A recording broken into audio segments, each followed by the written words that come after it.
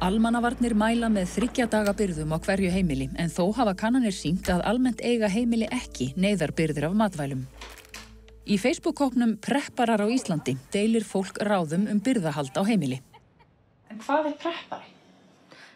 Það einhver sem að undirbúa sig. Já. Við segjum stundum í gríni að við erum undirbúa okkur undir stríð. Já.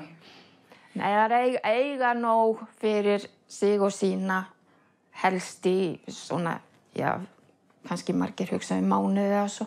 Já. Hjördís passar að eiga alltaf nóg af niðursuðu og þurrvörum, nýtir öll tilboð, kaupir skrokka og tekur slátur. Hún alveg kúfull. Það er ýmislegt kjöt og fiskur. Ég með bæði fristi og svo kæli með fullt af sultum og svona. Svo eru þurrvörur bæði hér og inni. Við búum á Íslandi, það geti þess vegna komið jarðskjálfti og valdi því að við erum föst einhvers staðar. Það er nú gott að eiga nóg. Já.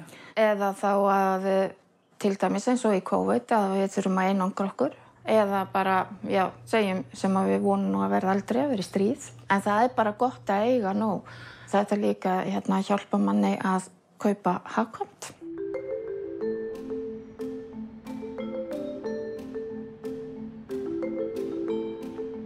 Hérna er ég með gulrætur og salat og rófur og svona alls konar kál.